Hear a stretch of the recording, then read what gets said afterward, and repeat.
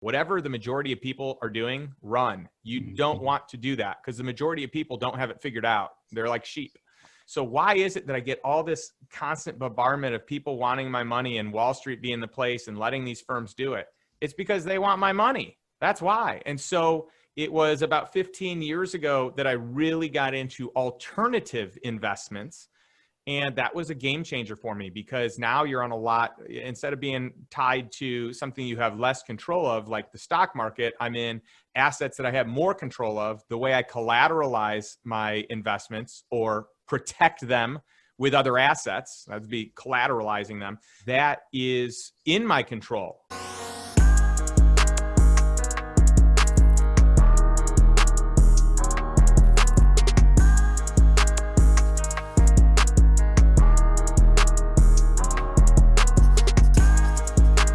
If you only execute with no thinking, that's going to be a rough life. If you only think with no execution, that's going to be a rough life because you're overthinking. But you have time for thinking and time for networking and time for execution and time for family. That's huge. I don't think people understand the importance of that. Staying harmonized in your life, because people say, yeah, but you have to, there's a balance. Like, well, in entrepreneurship, it's more harmonizing. You don't want to not talk to your wife about work. You don't want to not talk to her about investing and what you have going on. So I liked how you mesh everything together as a lifestyle versus, you know what I mean? Just doing everything and thinking there's a huge balance. There's really not a huge balance, but I love that you do that, man. Live life first. Can I jump in with one more thing here, Peter? For sure. I think that maybe one of the best ways that I can explain this out, you know, a lot of my best ideas come when I'm in the shower, right? I don't know if you guys experience this. It's your brain goes into theta, where you basically are not thinking about the things necessarily that you have to do. You're a little bit removed, so you get a little bit of like your brain wandering. And I have all these incredible ideas. I'm guessing a lot of you probably are that way as well. And the goal is to find other time where you can do that. And so that's this whole idea of think time, is like plan out the time where you can be planning and thinking on your business, not in your business. Mm-hmm. And that's the game changer. All my big moves have come from, or most of my big moves have come from getting the time and the space to really think and evaluate and strategize, as opposed to just living in the day-to-day operations of a business. And so I just can't emphasize enough the importance of building in that time where you can really plan and think for yourself. What do you say to people? Because we're being very blunt and candid, there's just so much misinformation. I know we both probably like Gary Vee. What do you say to people like that literally go on stage and say there's no passive income? And that's a fallacy. You can't create passive income. You got to work. What do you say to that? I say that anyone who says it doesn't understand what it is. They've never experienced it. So of course they don't get it, because it's not their world. They don't live it.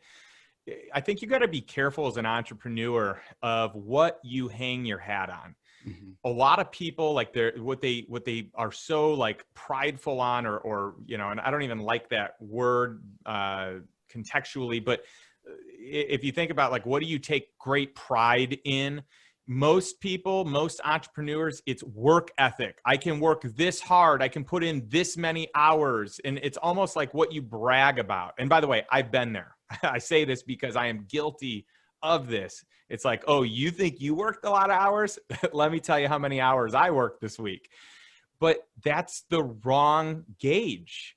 The right gauge is, how do you work the least amount of hours and grow your business? So the goal is not to if you want a lifestyle business, you can create just consistency and you don't have to grow. You can maintain. And I actually think that if your motivation and your motives and that matches up with your plan, if that's all in alignment, I think that's fine. Most people probably want to grow to some degree, but that doesn't mean you have to work harder. It means you have to work smarter. It means you have to surround yourself with people that can help you play the game of business and life at a higher level than what you play it at.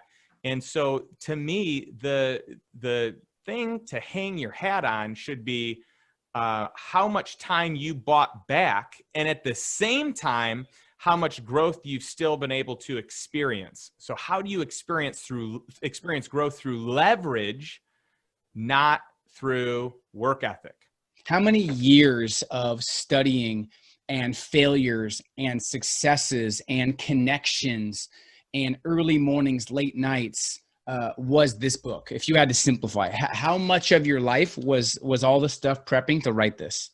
Yeah, it took a year to write, but it took, and probably, I mean, really, it probably took 6 months if you really consolidated it down. But I mean, I've been investing for 22 years. So I have experiences that, I mean, one of the first experiences I have in here, which we may or may not get into, but it's where I felt like I was taken advantage of and I was manipulated by financial advisors and by the financial institutions. And I was told, in my opinion, a lie, you know, something that wasn't true that made me think that it was true. And so my experience with just this conventional way of investing really, it scarred me. It really got me to question the way that everyone is doing things. And I also learned something early on. Whatever the majority of people are doing, run. You don't want to do that because the majority of people don't have it figured out. They're like sheep.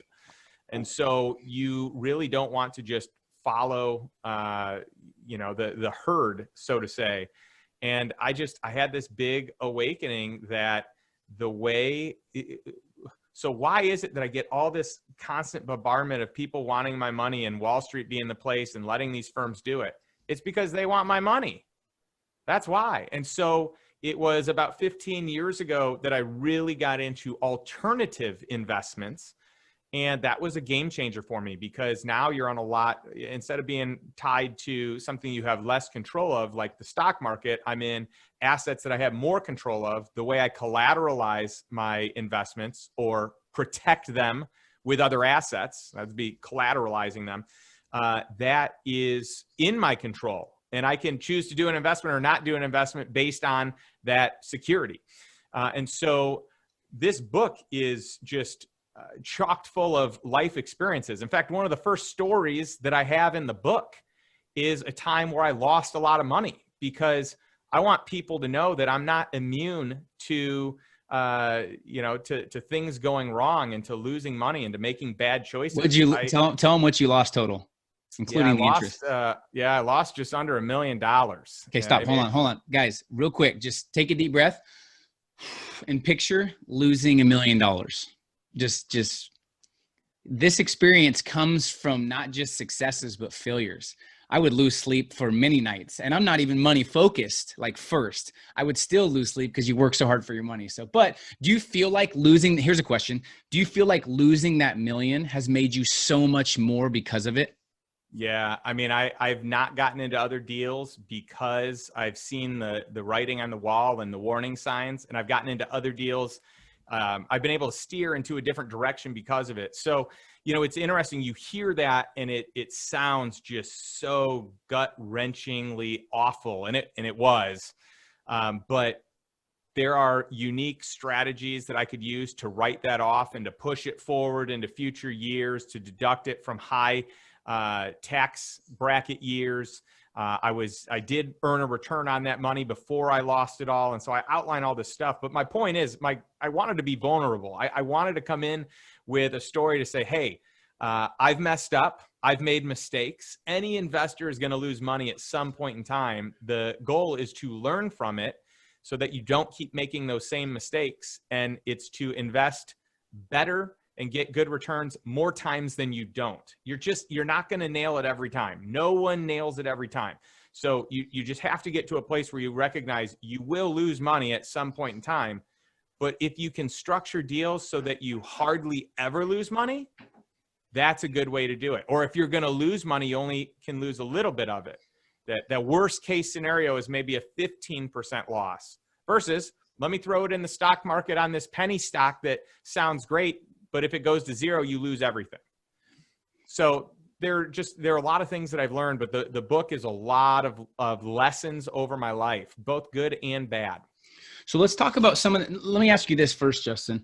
How did it feel going to a great school? Obviously, you studied accounting. One of the first conversations we had outside of the business, because we used to always talk about results and sales and leadership, me and you. But then when I started thinking bigger, we started talking about finances and wealth and tax strategies. One of the first outside conversations we had was just how to structure your business tax wise. And I remember a half-hour conversation. I was like, where have you been all my life? We talked about taxes.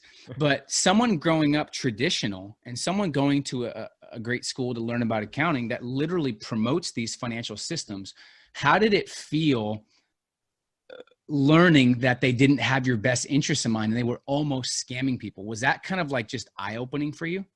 Yeah, that was really a painful, or was it discouraging? It was painful. Like, part of me wanted to take it personally. Part of me was just like, how could you do this to someone else? It didn't make any sense to me. So yeah, I had a real tough time with that because I value relationships, I value friendships, and I want to bring the best that I have to a situation. So when someone else doesn't, I feel like my value system has been really, really interrupted, and that doesn't work for me. And by the way, as a side note, I started with accounting. I actually did not care for accounting, and I switched to investments, real estate specifically, and then also finance specifically, real estate and investing. And I found my love there. And so it was early on in college where I started figuring some of this stuff out, but I had plenty of accounting as well. My point that I want to make is you don't have to like accounting to be good at investing. And in fact, you don't have to even be good at accounting because you can just hire really good people. For sure. Love it. So what are some, let's just go through a couple of the myths. They're going to read the book. So I don't want to go through too much details, but what are some of like maybe your top 3 or 4 most common myths that people hear that are out in the marketplace over and over again that need to be like ripped apart in a way? Yeah. Think about who you're spending time with and who's influencing you financially. There's a good chance, most people kind of move to a conventional system because their parents do, their parents have done that, or other business owners that they've worked with, that's what they've done. And so they have a financial planner or advisor, and they have money in the stock market. And my biggest issue, my biggest complaint is that they use numbers, average. They use this word, they throw around an average rate of return. They'll say, oh yeah, your average rate of return this year was 10%. Oh, isn't that good? Aren't you excited? But an average rate of return is not an actual rate of return. And so an average rate of return of 10% could mean that you have lost money. It depends on what the actual rate of return is. And so I was just really floored that a whole industry, and by the way, I had the wool pulled over my eyes. I was totally duped on this because one time I had to do my own math. And what happened was I thought I was doing well. My statements would say I was averaging anywhere from 7 to 10% as an average rate of return. So I'm like, oh, great. Let's just say I'm making 10% per year. That's exciting. I'm adding to my portfolio every year. But there was one day where I was like, gosh, I probably should study these numbers a little bit more and not just trust it. And I was like, let me see how much I've invested since the beginning and let me see what I've earned. And that was the wake up call. I found out that I had lost money. How is that possible? How did I lose money when almost all of my averages were positive? Well, that's because in a bad year, when something is negative one time, it massively throws off the average. So if you took an average rate of return, I give an example in my book. It's interesting. Like we could use the extreme of, like, let's say you had a 50% gain one year, and then a 50% decrease, and then a 50% gain, and then a 50% decrease. Your average rate of return is 0. So in theory, you should have broken even.